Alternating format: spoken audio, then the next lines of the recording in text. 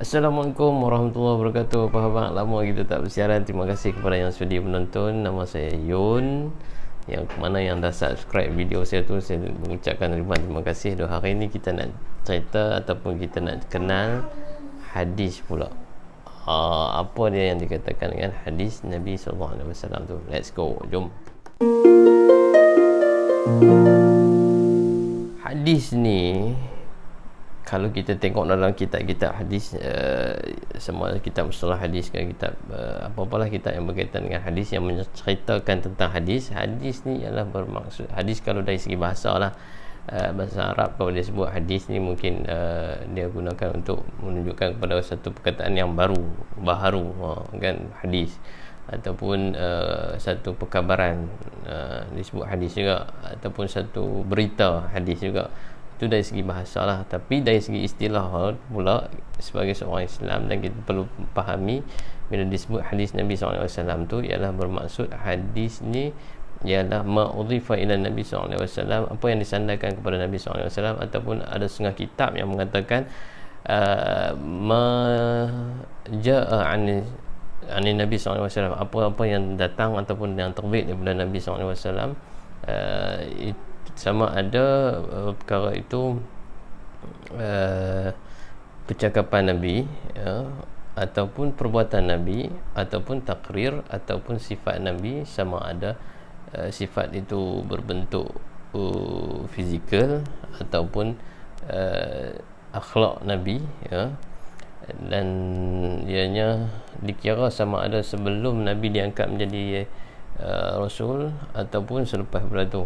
Apa sahajalah, sejak Nabi lahir itu, bila sama ada perkataan Nabi, ataupun perbuatan Nabi, ataupun takrir ni lebih pada perakuan ataupun pengesahan daripada Nabi. Misalnya Nabi tak cakap benda tu dan Nabi tak buat benda tu, tapi mungkin ada dari kalangan sahabat yang melakukan perkara tersebut, dan kemudian Nabi tidak mengiyakan ataupun tidak melarang ataupun mengharamkan perkara tersebut lah, melarang benda tersebut. So dikira sebagai hadis juga. Kemudiannya sifat Nabi yang secara semula jadi, secara khalqiyah dia, Nabi memang dah macam tu. So dari segi rambut dia, misai janggut dan sebagainya kan, tubuh badan Nabi yang tu juga menjadi satu benda yang disebut dengan hadis. Dan juga akhlak Nabi, akhlak Nabi lah, akhlak Nabi dari segi sifatnya yang pemalu dan sebagainya lah, berani apa semua, itu pun juga dikira sebagai dengan hadis. Jadi kesimpulannya ialah hadis ni apa-apa sajalah yang terbit daripada Nabi, tak kira lah perkataan Nabi ke, perbuatan Nabi ke, takrirnya daripada Nabi ke, sifat Nabi ke, kan? Dan benda ni tak kira lah sama ada sebelum Nabi diangkat menjadi Rasul dan selepas Nabi diangkat menjadi Rasul, sehinggalah wafat Nabi, semua benda itu yang berkaitan dengan Nabi itu dikira dengan sebagai hadis Nabi SAW. So hadis ni pula dia ada dua jenis lah. Satunya hadis kita sebut dengan hadis Nabawi, hadis Nabi, dan satu lagi kita sebut hadis Qudsi. So hadis Qudsi ni beza sikit lah dengan hadis Nabi. Kalau nak cerita pasal itu mungkin panjang sangat. Okay. Komponen hadis ni pula dia terdiri daripada dua komponen yang kita sebut dengan satu sanad dan satu lagi matan. Sanad ni apa? Sanad ni kan kita selalu jumpa sebelum kita dibacakan satu-satu hadis, selalu ustaz-ustaz akan bacakan lah an kawan ni kan. An ni maksudnya daripada lah, an satu orang, daripada satu orang kepada satu orang kepada satu orang. Itu disebut dengan sanad. Kadang-kadang dia menggunakan haddatsana, telah berceritakan kepada kami, ataupun akhbarana, telah kan kabarkan kepada kami, atau orang-orang yang membawa hadis tu, itu kita panggil dengan sanad. Itu komponen pertama lah dalam hadis. Kemudian selepas tu barulah dicerita apa benda yang disampaikan tu, berkenaan dengan apa yang Nabi sebut dan sebagainya lah. Itu pula disebut dengan matan hadis. Jadi hadis ini terbahagi kepada dua komponen, sanad dan juga matan. Dan hadis-hadis ni boleh jadi benda sama ada sahih ataupun dhaif. Dhaif ni maksudnya lemah. Mungkin hadis ini juga ada hadis yang maudhu', direka, dicipta oleh orang.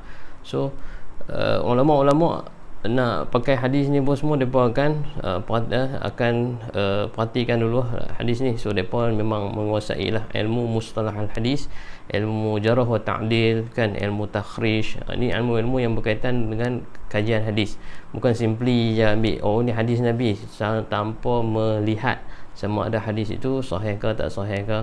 So mereka akan cek lah. Pertamanya mereka akan cek dari segi rajul ataupun rijal isnad tu, orang yang bawa sanad tu, kan. Mungkin ada di kalangan orang yang bawa sanad tu daripada, kan, contoh saya ambil daripada cerita tu daripada orang ni pula ambil daripada ni sampailah ke Nabi SAW. Daripada orang yang ambil tu, kan, mungkin ada dari kalangan orang tu yang ada sedikit kelemahan dari segi ingatan ke, ataupun orang tu tak, kita sebut dengan tak siqah, tak boleh dipercayai, mungkin dia apa-apalah ada kelemahan pada dia. So itu tak dah boleh menyebabkan hadis itu daripada dia turun martabat dia kepada dhaif. Kalau dhaif macam tu, dia dhaif pada sanad dah. So ada juga hadis yang dhaif pada matan. Matan ni maksudnya isi kandungan hadis tu. Mungkin isi kandungan hadis tu berlawanan dengan Al-Quran dan sebagainya, kan. So kita nampak di situ dia dah menjadi satu yang tidak boleh nak dijadikan hujah. Dia tak sahih. Mungkin hadis tu dah jadi dhaif, maudhu' dan sebagainya lah. So ataupun perkara-perkara tu yang dibawakan tu, itu ada hadis-hadis lain yang cerita pasal benda yang sama tetapi berbeza. Tiba-tiba ada satu hadis lain yang menceritakan seakan-akan sama, tapi itu benda-benda yang selalunya diceritakan, dipertimbangkan sebelum hadis itu diambil kira untuk dijadikan hujah ataupun dalil kita dalam nak meletakkan hukum dalam Islam. Okey, saya ingat setakat tu saja, tak boleh panjang-panjang, dah 7 minit lebih dah ni, dekat 8 minit. So harap dengan apa penjelasan yang serba sedikit ni kita boleh faham. Mudah-mudahan ianya menjadi manfaat. Kalau anda sukakan video ni, klik like, dan kemudian jangan lupa klik subscribe untuk video-video yang seterusnya lah. Terima kasihlah kepada kepada semua yang menonton, yang baru menonton, kliklah butang subscribe tu, mudah-mudahan bermanfaat, kan. So boleh video-video yang seterusnya. Terima kasih. Assalamualaikum warahmatullahi wabarakatuh. Bye bye.